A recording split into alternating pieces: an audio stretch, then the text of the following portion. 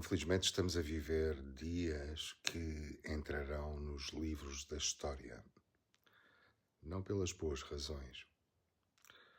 O assassinato do líder supremo do Irão, ataques concertados entre os Estados Unidos e Israel, retaliações iranianas que não se limitaram aos seus inimigos diretos, mas que atingiram países vizinhos do Golfo, aumentando assim a tensão e a incompreensão para com o regime numa região que já vive no limite. O mundo observa em suspenso. Mas a pergunta que quero colocar hoje não é apenas geopolítica, é civilizacional, é espiritual, é humana. Queridos amigos, estamos perante o fim de um regime ou perante o esgotamento de um modelo? Esta é a pergunta que vos quero deixar. Porque o Médio Oriente não é apenas um palco religioso ou ideológico ou energético, mas não deixa de ser o palco da luta de um coração energético do planeta. O Estreito de Hormuz transporta uma parte gigantesca do petróleo mundial. Qualquer instabilidade ali não é regional, é global. Basta uma ameaça séria ao fluxo de petróleo para os mercados tremerem, para a inflação subir, para economias frágeis entrarem em colapso. Infelizmente, no último século e meio, o petróleo tem sido a raiz de todas as guerras. Queridos amigos, quando o Irão ataca países do Golfo, não está apenas a retaliar, está a pressionar o mercado energético, está a forçar os seus vizinhos a escolherem lados, está a empurrar antigas ambiguidades diplomáticas para alianças mais definidas e, ironicamente, pode estar a isolar-se ainda mais. Mas há aqui um paradoxo evidente. Na tentativa de mostrar força, pode revelar e revela fragilidade estratégica. Queridos amigos, este problema, como todos sabemos, não começou ontem.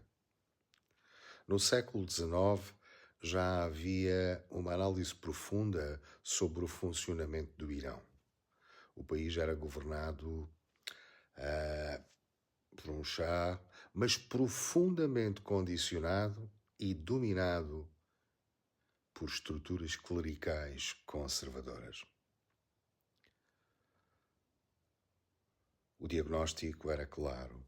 A resistência à ciência moderna, medo à liberdade do pensamento, confusão entre religião e poder político, ausência de educação universal, elites fechadas sobre si mesmo. A crítica nunca foi algo espiritual. A crítica foi usada como uma instrumentação da religião e como uma ferramenta de controle. E o resultado foi que um país riquíssimo em cultura, talento e recursos, sistematicamente privado de desenvolvimento estrutural, porque manietado por uma tacanhez extrema. Décadas passaram, regimes mudaram, revoluções aconteceram, mas a pergunta continua a permanecer. Mudou a estrutura profunda do poder ou apenas mudou a forma exterior?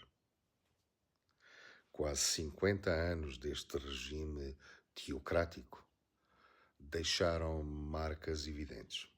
Sanções económicas, fuga de cérebros, uma juventude frustrada, repressão interna e uma política externa marcada por confrontação constante e uma pobreza da própria população. População de mais de 90 milhões de pessoas. Entretanto, o mundo tornou-se interdependente. A energia é global, a economia é global, a informação é global. Mas a mentalidade política continua a ser tribal. E aqui entra uma palavra que quase ninguém gosta de ouvir: impotência.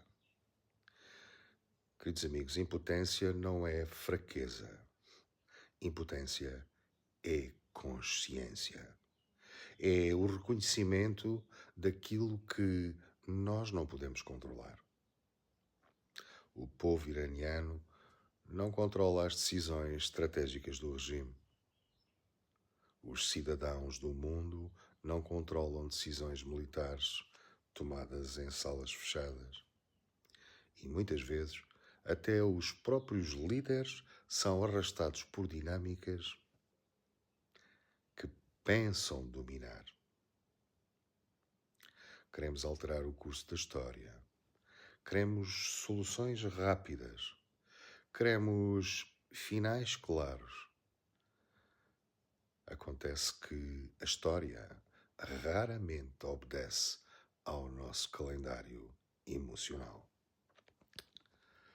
Amigos, há algo profundamente humano em querer resolver tudo pela força. Isso é aquilo que nos liga à nossa natureza animal. Mas a força raramente constrói civilizações duradouras. Ela constrói apenas impérios temporários. E às vezes eu imagino a cena: líderes sentados à mesa, cada um convencido de que é o estratega brilhante, enquanto o planeta lá fora parece sussurrar. Vocês podiam simplesmente conversar? Mas não é isso que acontece. É curioso. Quanto mais armas acumulamos, e este é o caminho que parece que a humanidade está a seguir outra vez, menos seguros nós nos sentimos. É como aquele vizinho que instala 5 câmaras de vigilância e ainda assim dorme mal.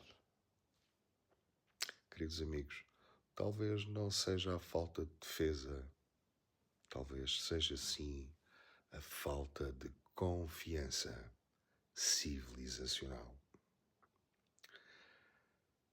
A verdadeira questão não é apenas se este regime sobrevive ou colapsa, e provavelmente está em vias do seu total colapso. A verdadeira questão é que modelo o substituirá. Porque derrubar é fácil. Construir exige maturidade moral, que é algo que neste momento está a faltar ao mundo.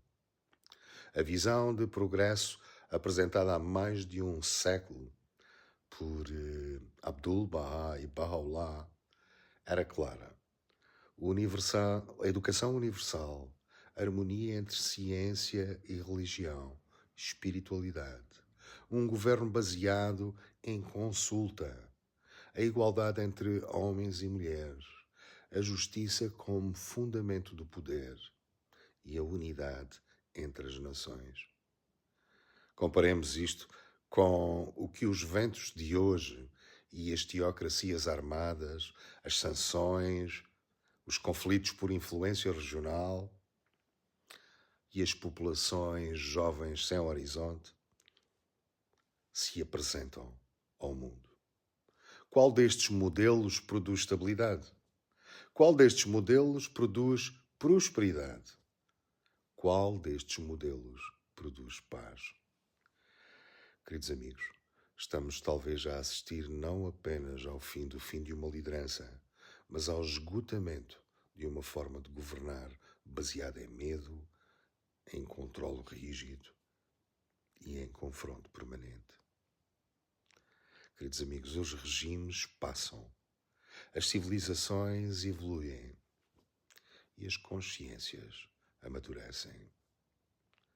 A pergunta não é apenas o que vai acontecer ao Irão. A pergunta é: estamos nós preparados, enquanto humanidade, para um paradigma mais maduro, mais consciente? Porque o futuro não se impõe, o futuro constrói-se.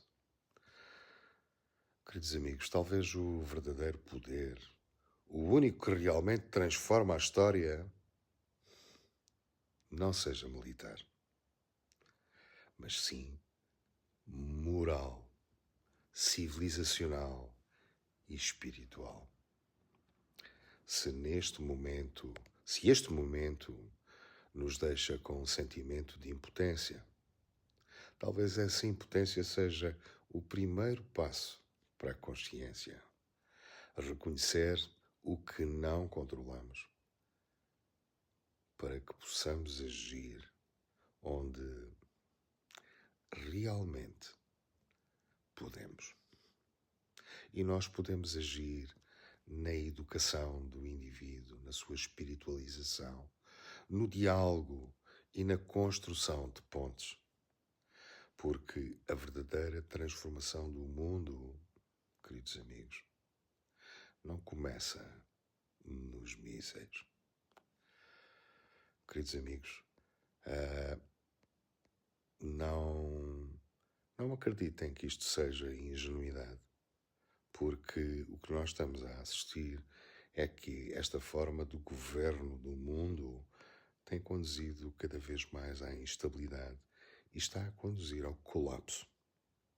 Mas não nos podemos deixar enredar por este medo do colapso, porque é preciso destruir, é preciso desintegrar alguma coisa que está profundamente errada para começar a construir algo que é vida, algo que é harmonia, algo que é verdadeiramente o propósito da criação do ser humano.